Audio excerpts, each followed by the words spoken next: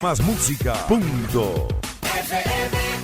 Muy bien, como ya estamos tomando la costumbre, los días jueves en las mañanas nos acompaña, tenemos también una reacción médica ante todos los temas, porque la salud es fundamental, pero más allá de hablar de medicina es prever o ser preventivos. Medicina preventiva me parece Que es lo fundamental. Que es lo que siempre tenemos los jueves con el médico Felipe García, a quien le doy la bienvenida ya en másmusica.fm y en cabina. Buenos días, médico. Bueno, buenos días, Fede, ¿cómo estás? Muy bien, hombre, gracias por estar con nosotros hoy. No, muchas gracias a ustedes por esta nueva invitación y feliz de estar compartiendo contigo y con la doctora este espacio. Bueno, ahí está, yo le tengo abogadas y bonitas. Sí, eso sí.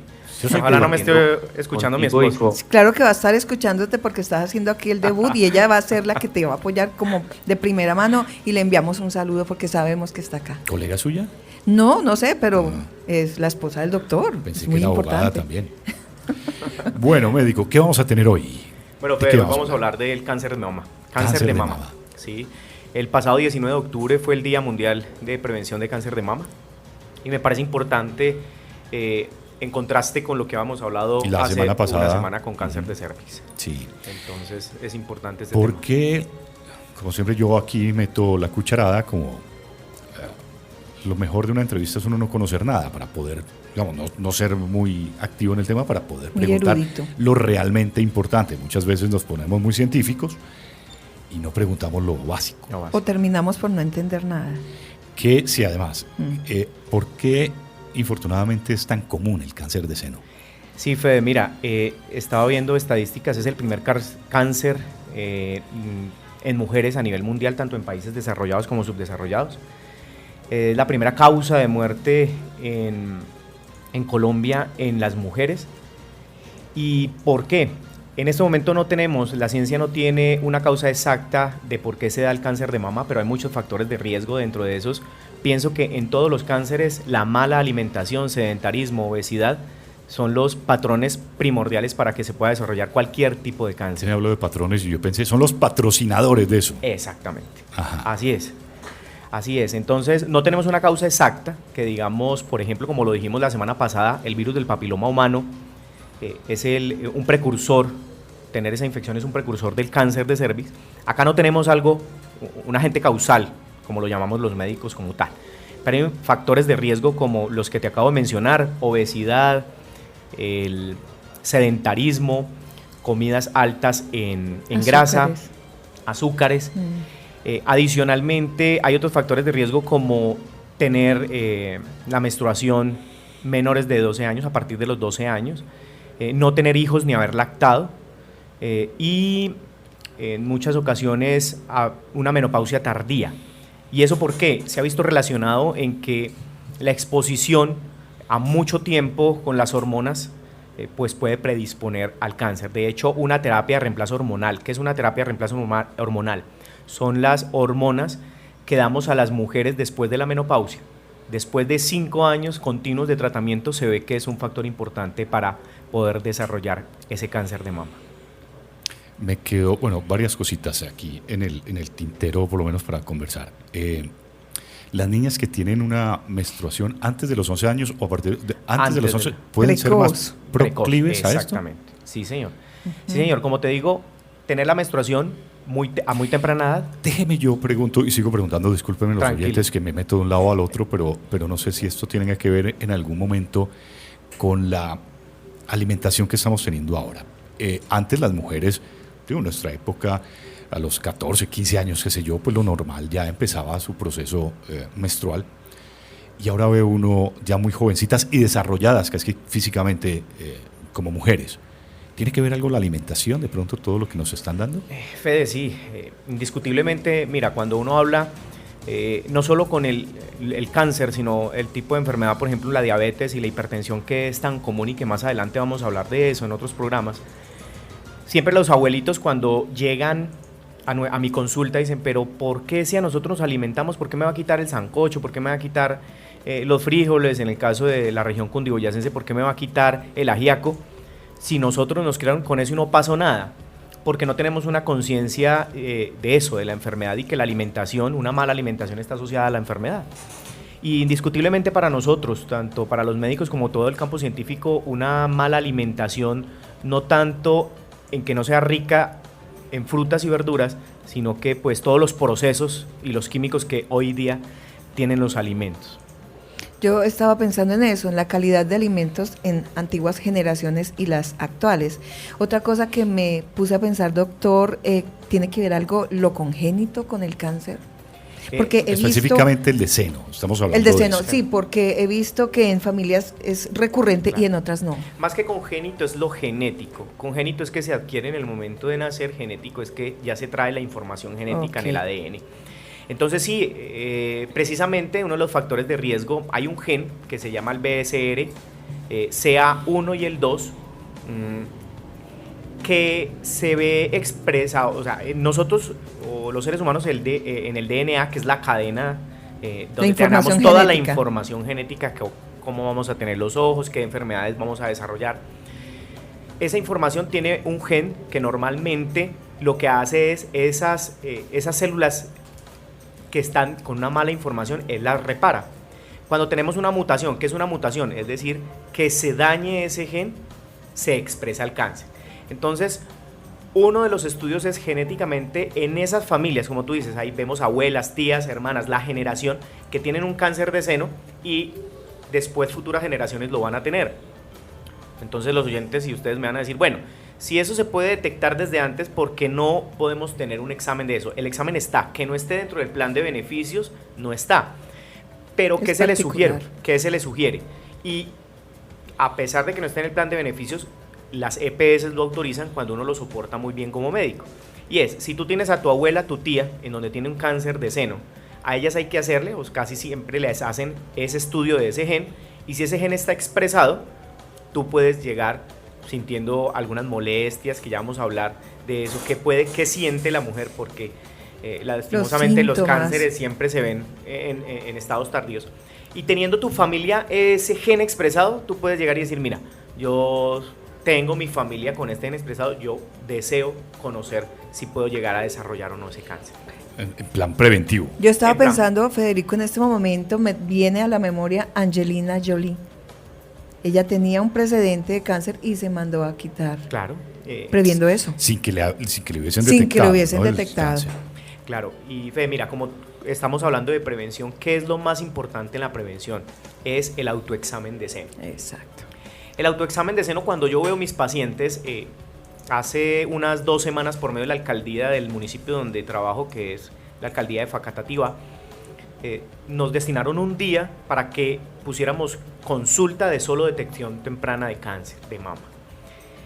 En mi consulta a toda mujer mayor de 40 años, yo le hago el examen de mama. Es algo incómodo porque, bueno, dicen, venga, pero es que a mí nunca me hacen un examen de esto, ¿usted por qué me quiere hacer el examen? Y yo siempre le digo a mi equipo de trabajo, a los médicos que tengo a cargo, les digo, mira, una cosa es tocar, otra cosa es palpar y otra cosa es morbosear. Sí, entonces tú puedes tocar y debes de enseñar a las mujeres cómo debe hacer un examen de seno, ¿sí? Entonces, ¿yo qué les digo a las mujeres? Mira, todas las mujeres después de que inician su menstruación deberían de hacerse cada mes su autoexamen de seno. Pueden ver en el doctor Google, como hablábamos con Federico, pueden ver cómo se hace la técnica y cómo se las puedo más o menos indicar. Entonces yo les digo, mira, después de haber iniciado de 5 a 8 días de haber iniciado la menstruación, en la ducha, para que sea más fácil, cogemos 3 dedos, el índice, el del medio y este es que el anular, ¿no? Anular. Para nosotros es el segundo, tercero y cuarto dedo, porque empezamos a contar desde el segundo, tercero y cuarto. Segundo, tercero y cuarto.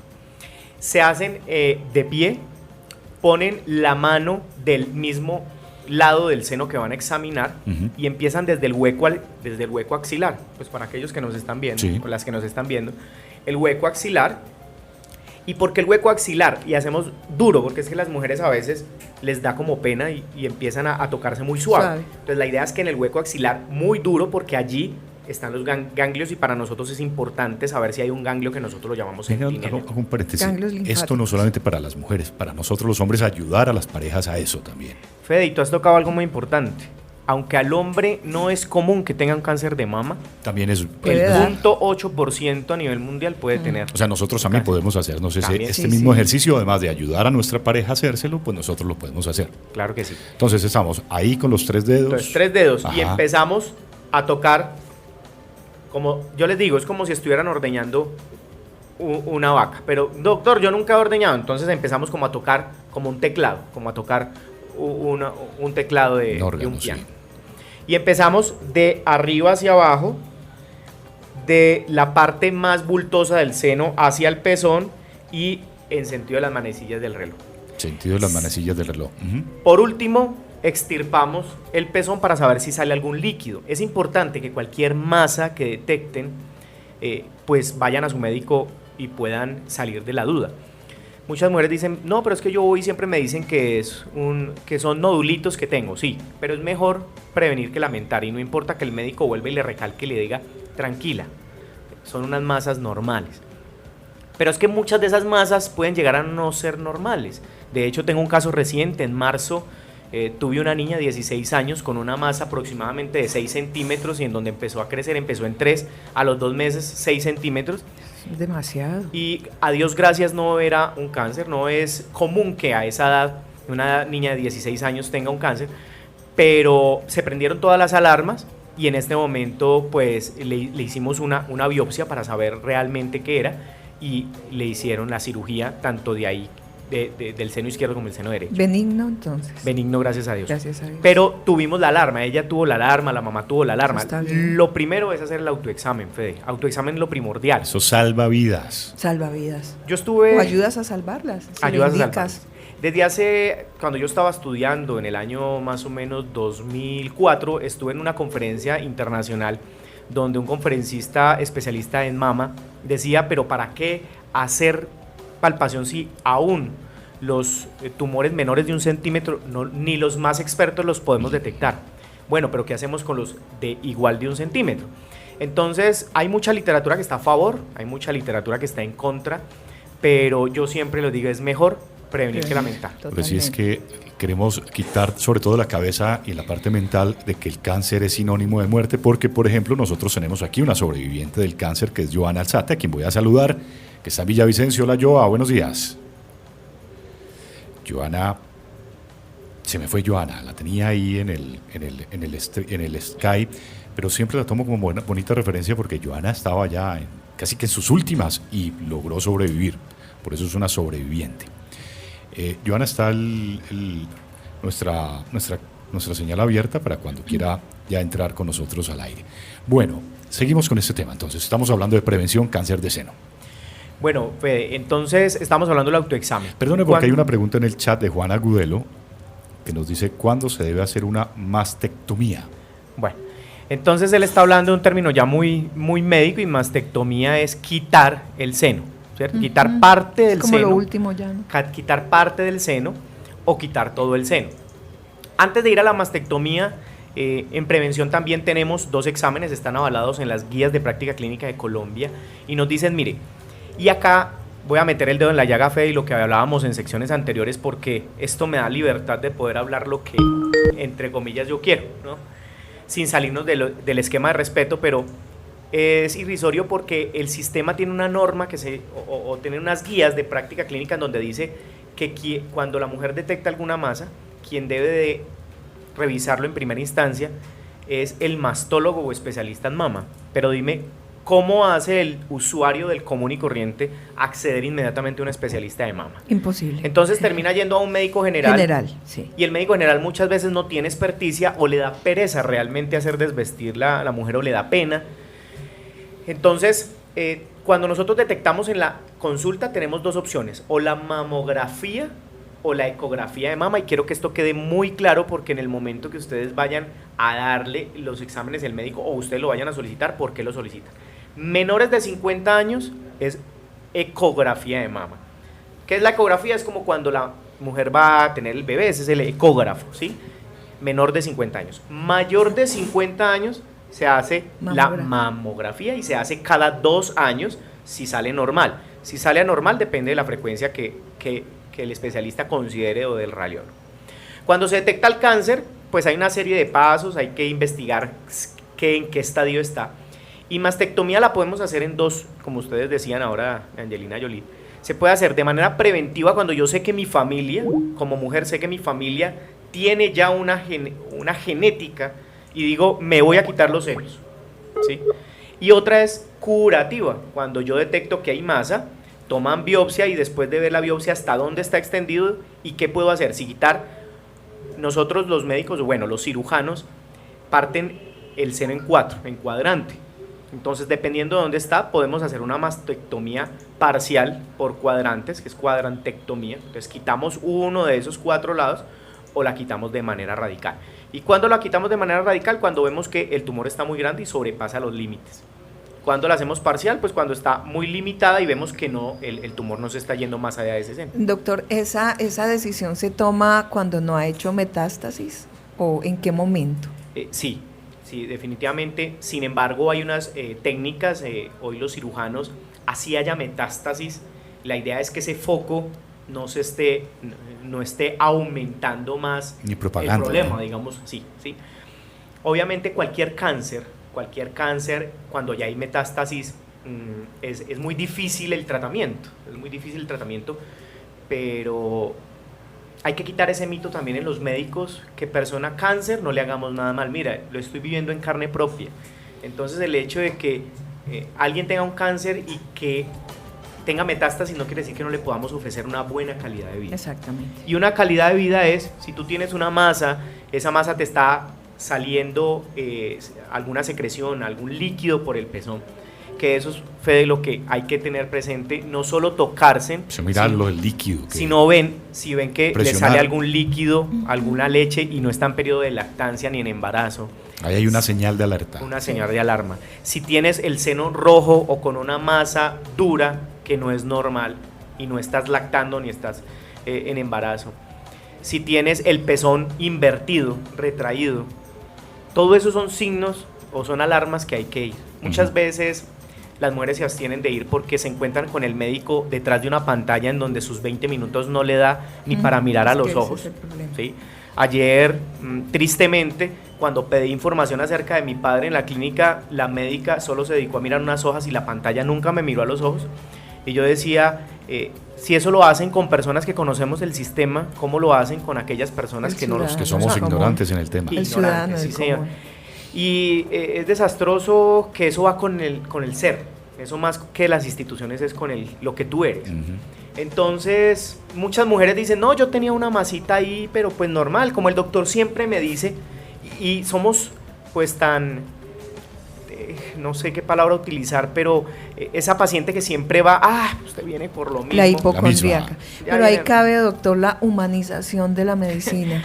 Estamos tan carentes. Doctora, mira, tan carentes. Yo hice una publicación en mi Facebook hace 3 días, en la noche que me quedé cuidando a mi padre, acerca de la humanización, porque las instituciones se alardean de hablar sobre el tema de humanización, hacen cursos, hacen una serie de talleres, pero yo en esa publicación cuestionaba qué hacen los coordinadores, los gerentes, los médicos, los especialistas, hasta el señor de vigilancia alguna vez se ha sentado como paciente en esa institución donde trabaja sin que se den cuenta para saber si son humanos o no. Y esto lo que tú dices, mira, este tema de prevención va muy ligado para mí a tema de humanización. Claro, es fundamental.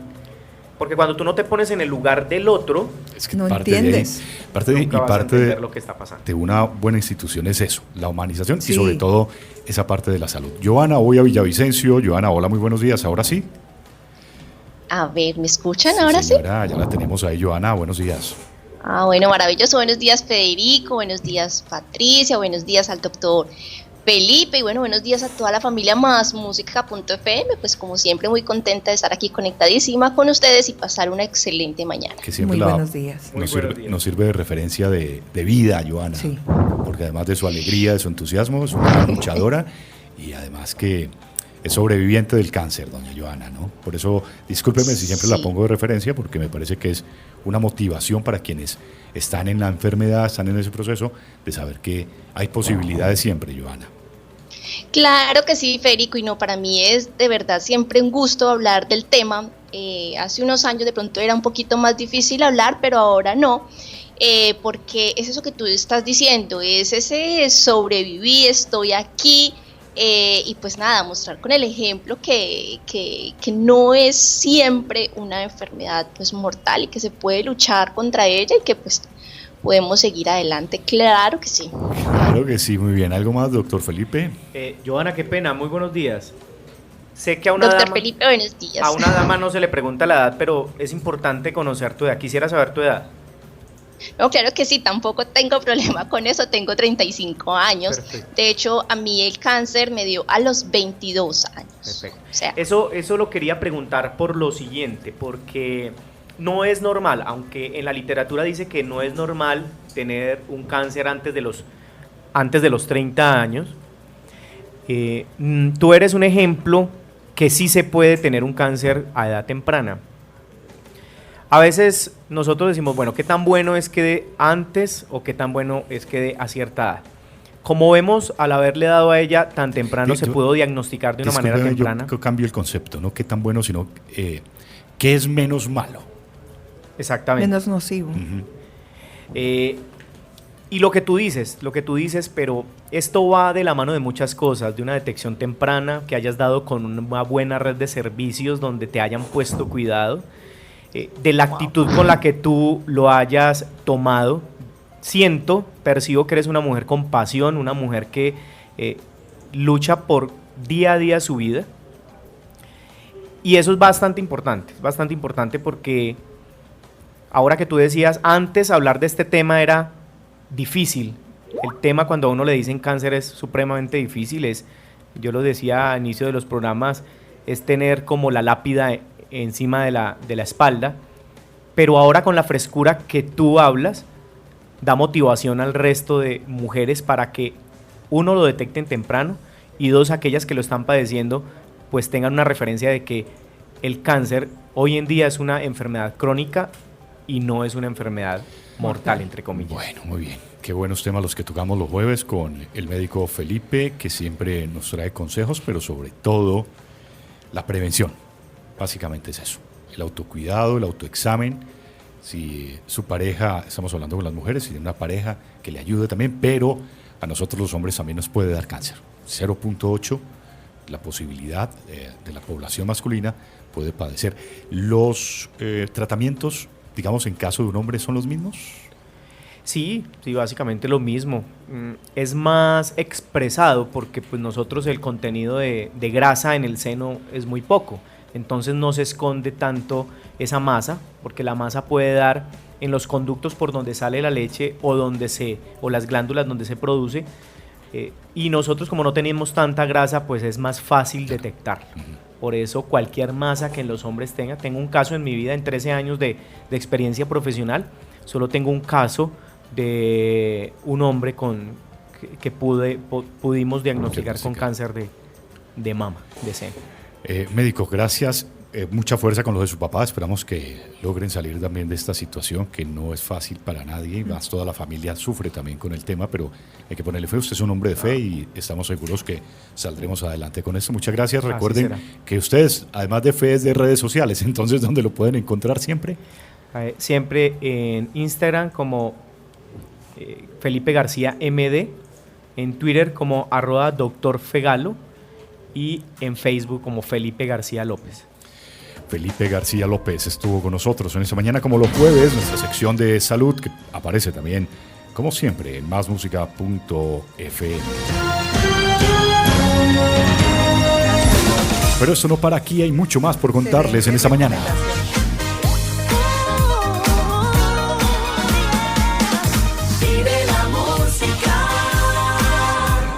Punto FM.